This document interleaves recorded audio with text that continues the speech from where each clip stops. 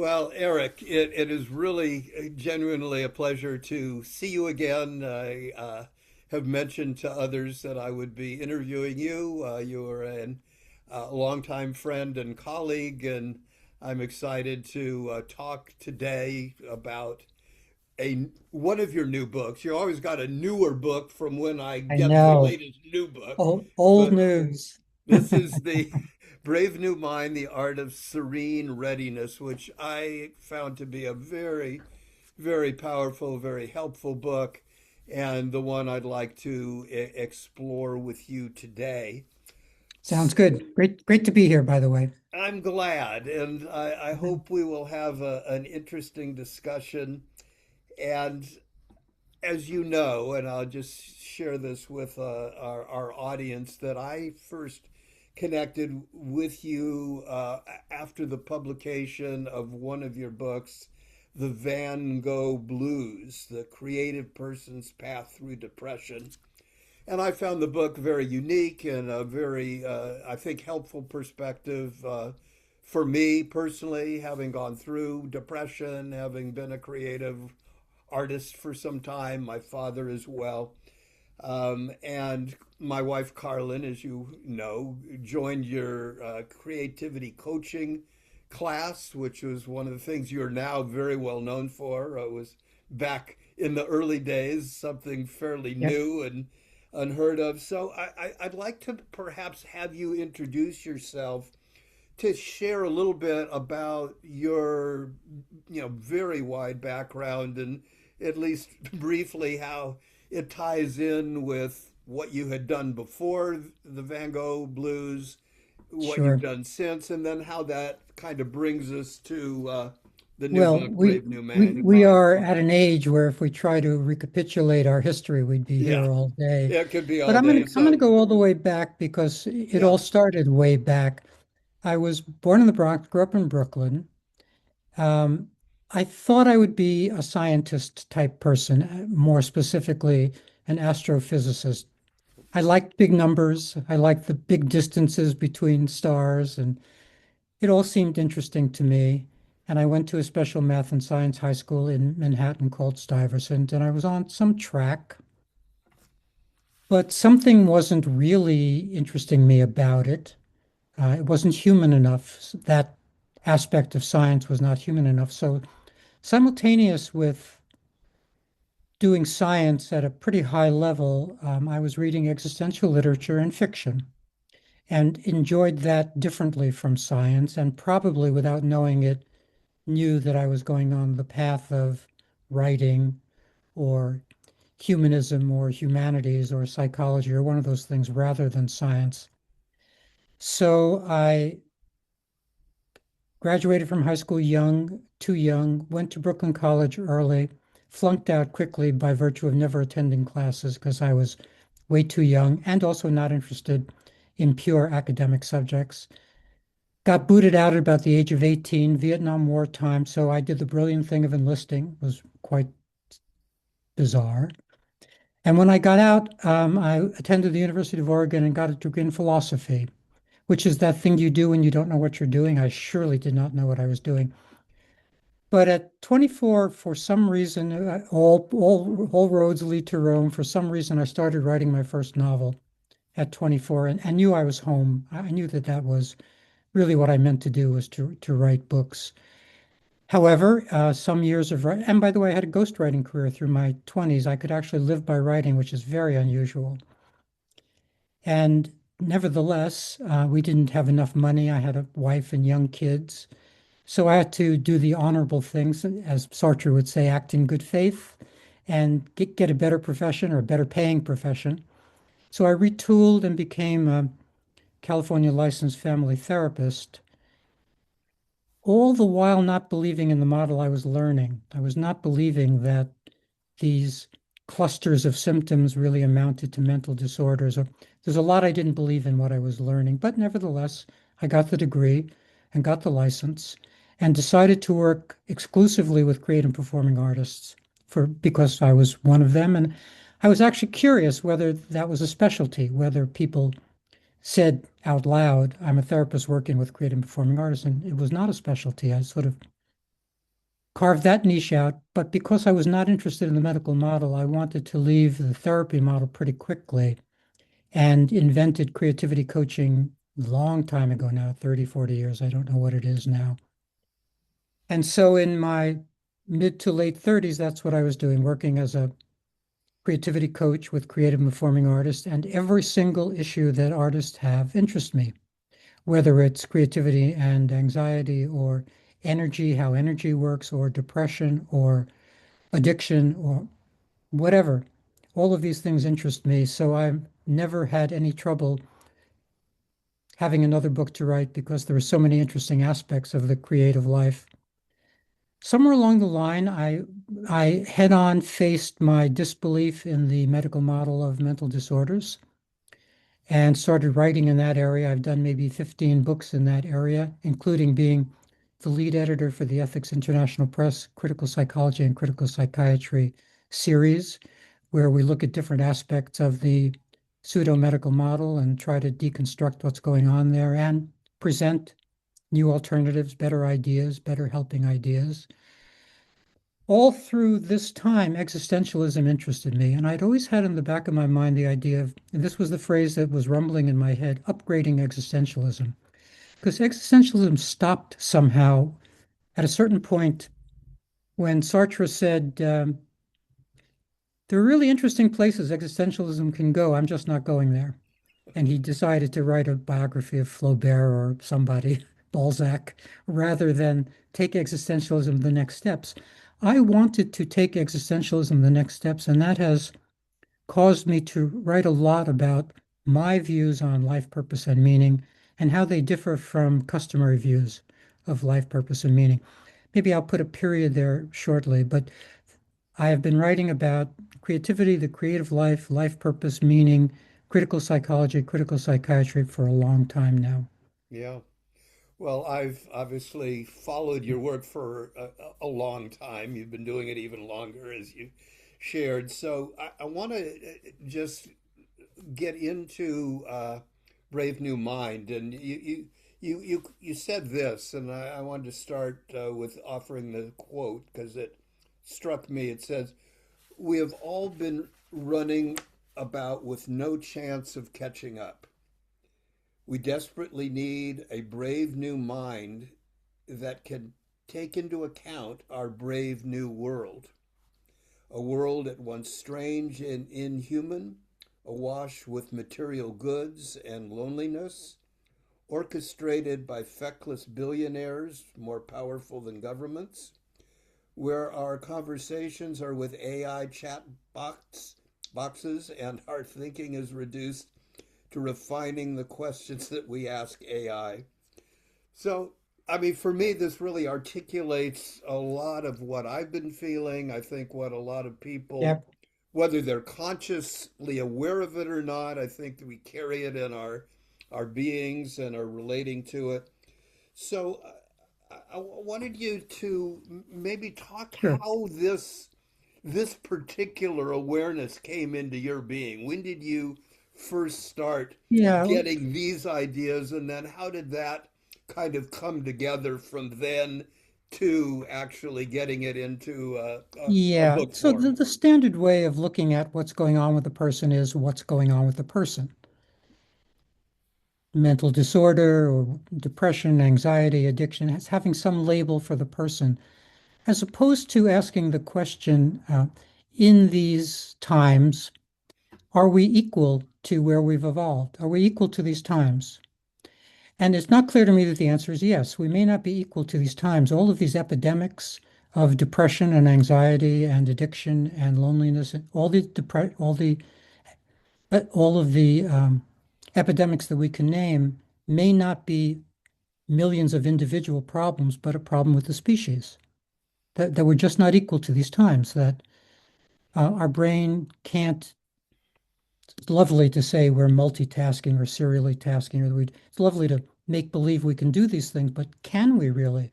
Or are we overwhelmed and overtaxed? I think we're overwhelmed and overtaxed. So the question becomes, what's the best we can do given that we're not equal to these times? Let's just accept that as a philosophical reality, which I think is the reality. that we're not, and it keeps becoming more like that, that we're more and more not equal to these times. Whole professions are vanishing. What's it going to mean to be a writer when AI can produce a book in 30 seconds? Or what's it going to mean to be a visual artist when AI can do this, that, or it becomes harder and worse for the individual to even have an identity. Even in these times of identity politics, where identity is so important, it's nevertheless difficult for a given individual to have a solid identity as things shift. So my thought to myself was, given that we may not be equal to these times, what's the best we can do? And that connected to my work with creative performing artists for so long, where the following always seemed true to me. Here's a writer working on the book. She wakes up, has time to work on the book, has time to write, and doesn't turn to the book. And this problem is repeated millions of times among creative people where they have work that they intend to do, they have some amount of time to do it in, and they don't do the work. So my question to myself was, we could give a name like resistance or blockage to that, but what's really going on? And my sense of it was they weren't ready. That is, they woke up not ready to work on their novel. And so there's a difference between doing a thing and being ready to do a thing. And one of the analogies that I use in the book and that works in my mind is if you're a basketball player, you're not surprised when the ball comes to you. You're ready for it. You're not shooting the ball if you don't have it. You're just sort of wandering around the court if you don't have the ball, but you're not surprised if the ball comes to you. You're ready for it. There's a way in which human beings don't seem to be ready for the things that they anticipate are coming.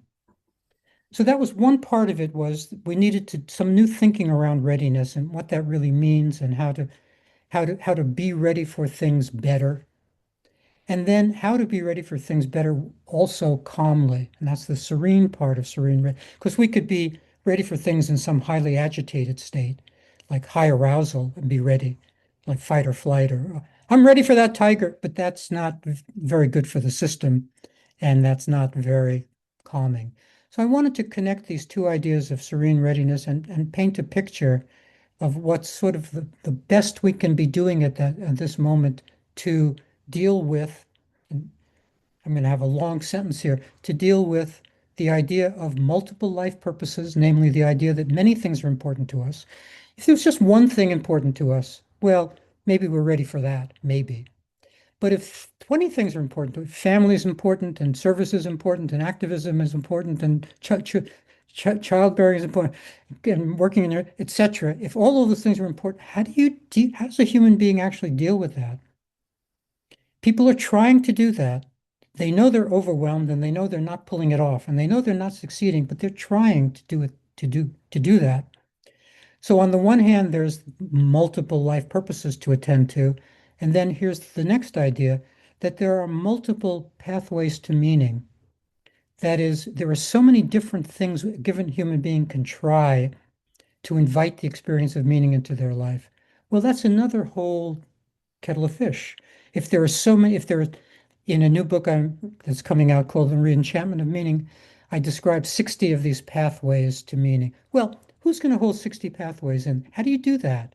How does anyone do the thing that everybody has to do now? In addition to paying the bills and going to the doctor, in addition to everything else. So, it's the long-winded way of saying to tease out one thing that I think can help was the idea of serene readiness, being more ready for those predictable things that are coming.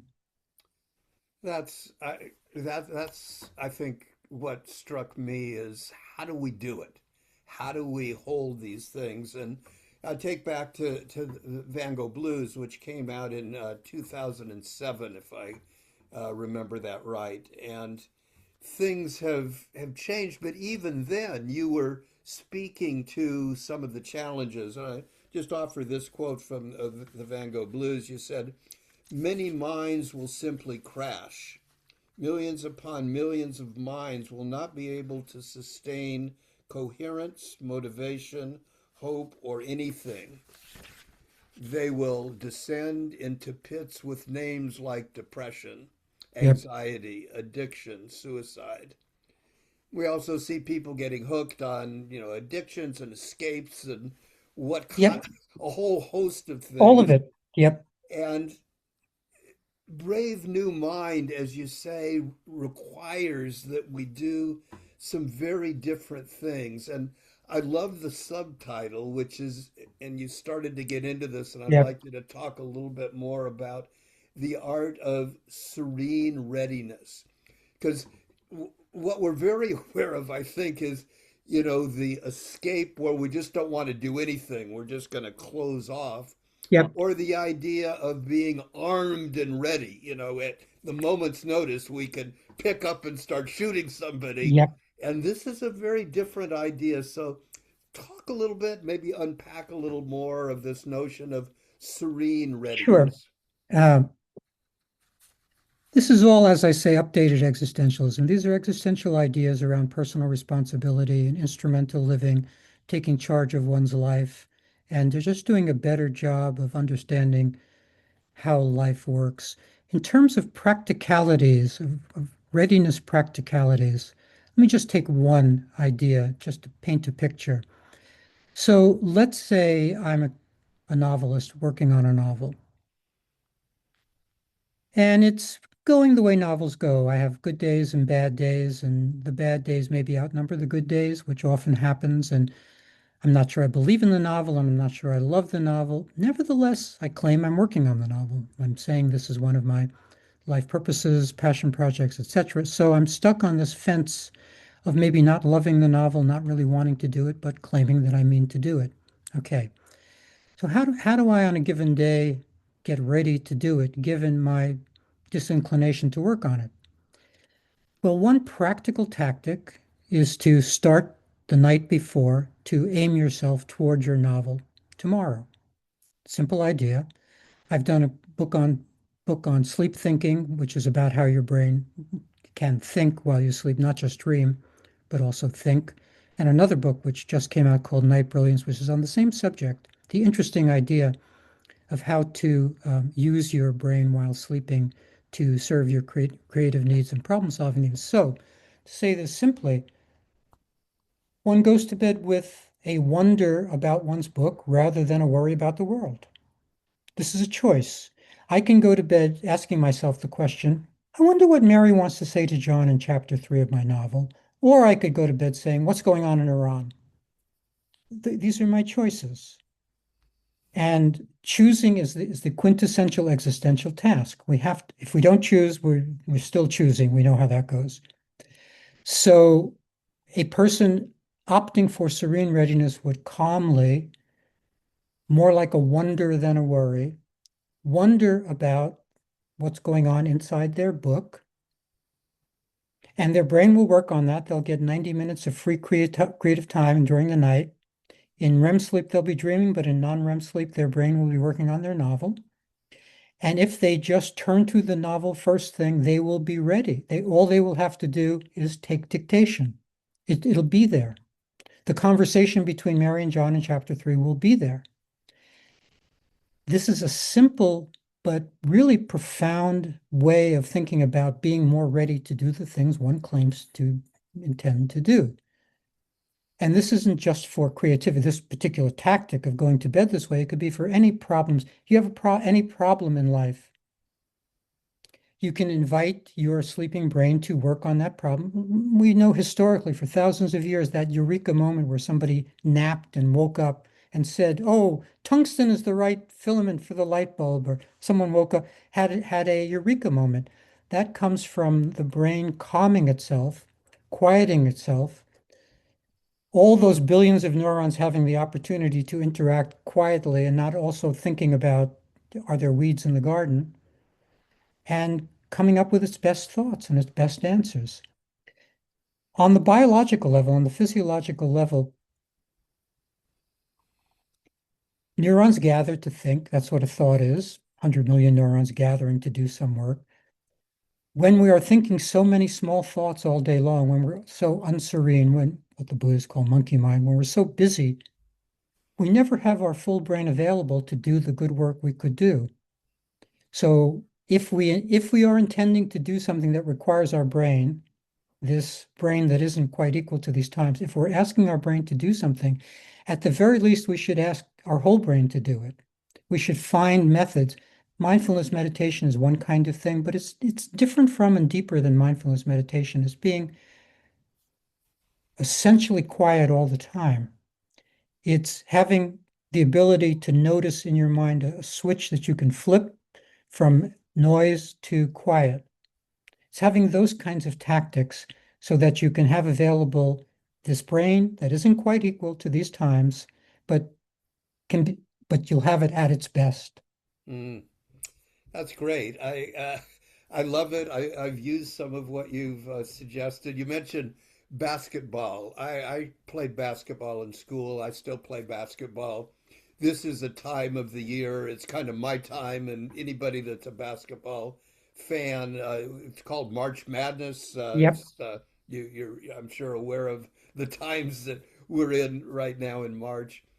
And the way I think about it, and you kind of alluded to it, is, when you're playing a basketball game and you may be called to shoot at a certain time, you may do a lot of things, but you need to be ready that's right. at the time you might get the ball or you might make the cut and you get the pass to be able to shoot. And, that idea can find its That's right. ways in We many we different call such sports. players who receive the ball and shoot instantly and score clutch players. Exactly. And we're asking ourselves to be a clutch human being. I think that's what we're Exactly. asking of ourselves, Yeah, or at to least be that's what I'm ready inviting people. when the time is right and to be ready in a way that you do the right thing, the next Yeah, right and thing let me give that a you can different do. kind of example, just to switch the playing field for a Yeah. second. This will interest you because I think this is in your wheelhouse. But I'm just going to use man and woman, not to get confused about genders and Yeah. but anyway, when a man and woman meet and have sexual attraction, they're ready for sex. They may have to hold off because they're in the middle of a meal and they can't have sex right in the middle of a meal. They may have to hold off, but they're ready for it. They're anticipating it. Then, as a relationship by what, month 37, they're no longer ready for sex. Their mind is elsewhere. And so, even if they have opportunities for sex, they don't have sex because they're not ready for it. It's the same idea. If a person would say, if both partners in a relationship would say to themselves, I intend to remain ready for sex, such that spontaneously on the kitchen table, so to speak, that's not what grown-up adult couples do over time. They lose that. But they also lose a huge spark of life by losing that. So this is another kind of to be ready for joy, to be ready Yeah. for excitation, to be Passion at whatever age, whatever whatever it time is, is and people are still not ready available. for it. It's the same idea. Yeah. There's lots of attention on the doing, the erectile dysfunction part of it. There's a lot of attention on the doing part, but not on the readiness for it. Yeah. Imagine if men wouldn't we need less Viagra if men were just more ready to have it's like the sex comes out from out of I've 30 spare minutes and I think I have a pill in 30 spare minutes. Let me Right. Yeah. no, It's a it's different and different that's way we're to in that. do in life than taking a pill And or and having by serene the way, readiness. this connects to Brave New World in the sense of having that pill, having something that is essentially government sponsored in a certain sense that's Yeah. or culture sponsored. Yeah. 60% of the world's population are using alcohol, tobacco, opioids, something to help deal with their overwhelm and experiences of lack of meaning, etc. Another 15 to 20% are on psychiatric drugs, antidepressants, what have you. That's up to 80% of the whole human population is doing what Aldous Huxley was alluding to when he set this picture up of a drug keeping people drugged. In his vision, the drug worked in the sense that people were so brainwashed and enculturated that the happiness drug kept them happy. We're not in that position. These drugs are not keeping people happy. They're masking things and they're doing a certain kind of work to keep people from experiencing the sadness that they're experiencing underneath, but it's not working. And this has to only get worse. I mean, no person, I think, in their right mind could think that these epidemics are going to be easing. They've got to get worse and worse as people have more and more trouble making this brain work in these times. Exactly. So another example, I wanted to just offer this quote, another quote I got from the book about this serene readiness. Um, let's see where, yeah. So he said, it appears that our goal of serene readiness requires that we become a rebel warrior. And I like that wording. It kind of reminded me as, I wrote a book called The Yeah, Warrior's Journey Home, Healing Men, Healing the Planet. And maybe say a little bit more about that idea of there's a what a yeah. rebel warrior means in the context of There's serene so much to readiness. say there. It's so much that's interesting. Let me go all the way back to my birth. So I was born in 47, obviously just after the war. World War II was the thing that defined our neighborhood. It was a mixed Brooklyn neighborhood of Irish, Italian, Jewish folks, many Holocaust survivors, etc. And the idea of the resistance, the French resistance, was a very powerful and profound idea of little cells of people underground in cellars getting ready for the word from Churchill or whomever that the invasion had begun, and they were now to come out of the cellars and blow up train lines. It's all very powerful. And I think I took that in a very deep level that there was something to the idea of resistance and that there was a need for resistance. Parenthetically, what goes with that idea is that something like it should not surprise us that fascism returns. The end of Camus' novel The Plague, which is an allegory of World War II, where rats substitute for Nazis. The end of the novel is a sentence something like, "The rats always return for the edification of mankind." That is, we should not be surprised that fascism returns because pundits who claim to know numbers say maybe a third of the human race is authoritarian by nature. So it keeps coming back. So I was very aware, even as a young child, of the idea of resistance and the need for resistance and the proclivities of human beings to be cruel and what have you. And at the same time, simultaneously, I was reading existential fiction and understanding Camus' ideas about rebellion and etc., comma. And then in working with creative performing artists, I began to see that so much of their energy had to do with fighting conformity and demanding of themselves that they remain individual in a culture, in a world, in a society that demands conformity. It really does demand it. It's not, few whistleblowers do well. It's just not that safe. It used to be safe in America to speak. I'm not clear where we are now. It was never very safe in lots of places in the world to speak. So it was always an act of courage to just be truthful, authentic, etc.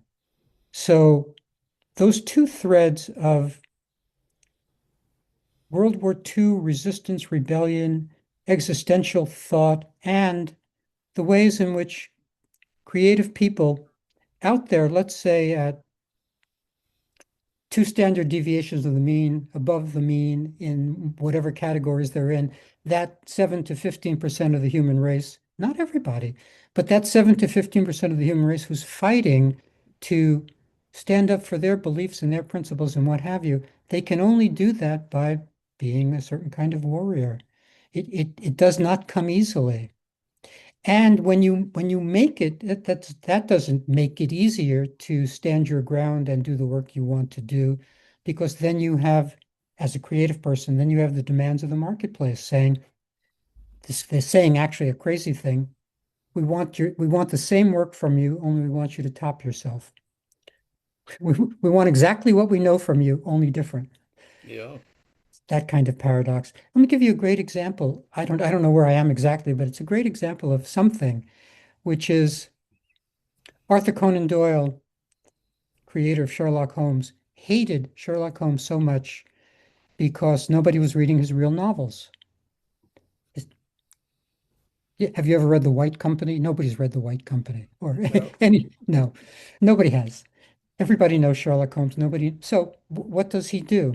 What's his act of bravery? What does Arthur Conan Doyle do? He kills Sherlock Holmes, right? He has Moriarty push him off a cliff.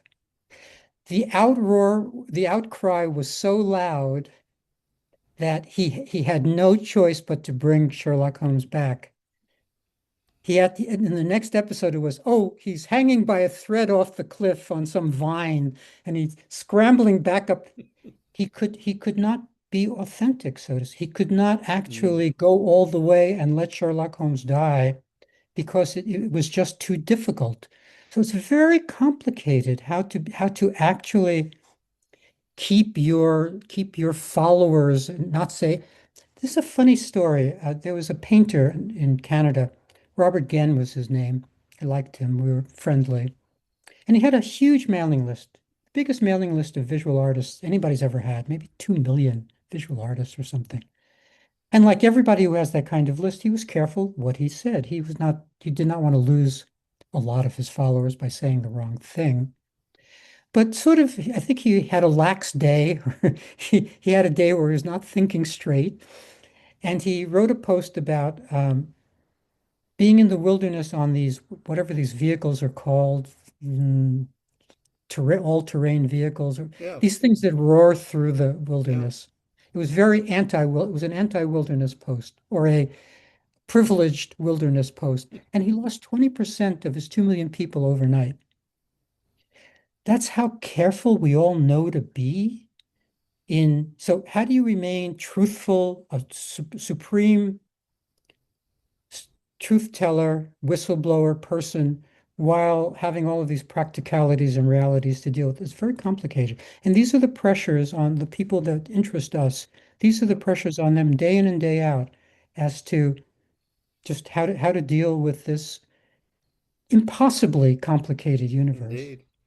And I share, we're kind of contemporaries. I'm a little older than you are. I was born in 1943, but came up in some of the same period with some of the same parental challenges and inclinations and so on. So it's probably why I was, drawn to you and drawn to your books. And in the book that, I again, I'm just going to hold it up again, Yep. Brave New Mind. You have a chapter where you talk about the four-legged stool regarding serenity, sturdy base, and you say there are four legs to the stool. There's one, you describe it as a pertinent philosophy of life. Two, a wise psychology of life. Three, an artful self relationship. And four, a toolkit for self support. Um, like all of your things, each little word, you Yep. can unpack a lifetime. That's But right. if you could talk just briefly, we don't have too much time to continue today, but we could talk Yeah, many times. But if you could obviously say it's a a bit lot of about the four-legged yeah. stool and what those four Well, legs are of, let's start with pertinent philosophy. Let me see if I yeah, can deconstruct it a little bit. So, as I was saying before, I believe that we need a paradigm shift from the idea of the purpose to life or a purpose to life to the idea of multiple life purposes, that many things are important to us and that it's a trap to be hungry for, hunting for a single life purpose. So that's already a philosophy of life to make that shift, to say, there's no purpose to life. There are just many things I get to choose as important. That's a whole life philosophy in a sentence. Most people don't have that. They don't have anything like that to look at to remind them. They don't have that affirmation dash aphorism dash life purpose statement. They don't have it. So that's important to acquire for oneself. I think that is an understanding of how you're really looking at life, and it has to be graspable and grabbable. So let's say that you have a complicated philosophy of life that you can't really remember. You can't, you've written it out, it's several pages, but there it is, it's several, well, my vision around that is to try to condense that, even though we have multiple life purposes, even though it's complicated, to condense that into what I call a life purpose statement that you can hang on to. And mine is I think we've maybe chatted about this, but mine is do the next right thing. Very straightforward. And it's a rich sentence to me, what right means there. It's complicated, but I know what it Mm, means, do the next right thing. So I have my, whatever's going on, I can remind myself of that and reorient myself quickly and be ready for the next thing, the next life purpose, or the next meaning neutral time, the next being stuck in traffic, whatever's next, be ready for it by virtue of having this solid life philosophy that's condensed into a single sentence. By the way, it doesn't have to be words. You can be a life purpose icon, the same way that Jews use the Star of David or Christians use a cross, that those symbols are so resonant with meaning for the people for whom they have meaning. People can create their own life purpose icon. And when I talk to people about this, they know they kind of know instantly. "Oh, I think it's an oak tree, or I think it's a lightning bolt, or they instantly, and all yes. they then have to do is like fabricate a piece of jewelry and wear it.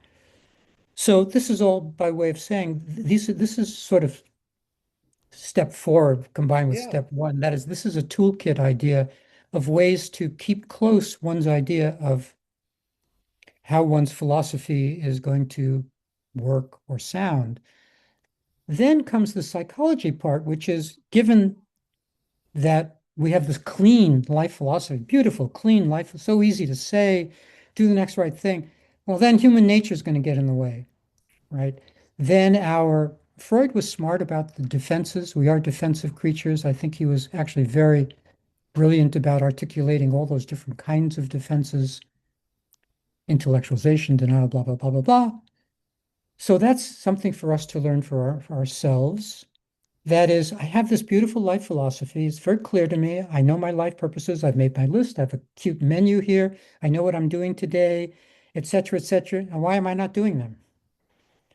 Why am I playing a game? Or why am I perseverating about something going on in a country I'd never even heard of? Or what's going on here? This is where we need to be psychologically acute, Mm, especially around our defensive nature. We want to get under the radar of our own defenses. This is where the 12-step programs, I think, are so smart in understanding that we have a nature, that we have this human nature that requires us to be careful every day and pay attention every day and, so to speak, stay sober every day because if we miss a few days, suddenly we're on a binge. exactly. So Well, it so that's ties in that. with that do the next right thing, which I've found very personally helpful. And it's, the words just help me, stay focused when the world is, oh my God, there's so much to do. Well, what's the next right thing to do? And a simple I wanted to just share with you because it came up for me. My wife Carlin is Native American background. We have a number of friends and colleagues, and one woman who does these beautiful baskets, where there's Sure. various strands, and she had a very interesting symbol which I really liked. It ties in with what you're saying.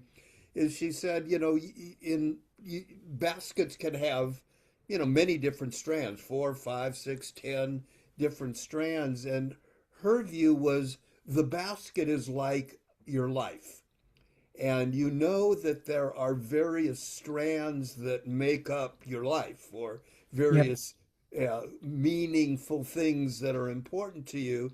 But she says when you're weaving the basket, you only do the next one that then Exactly. the next right thing in that case.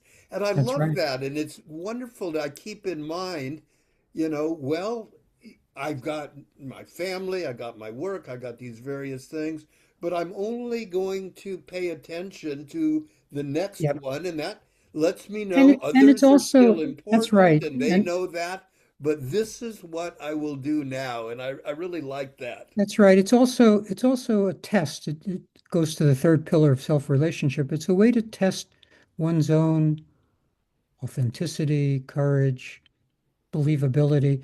Because let's say you're about to play a game that you know you really shouldn't play because you should be working on X.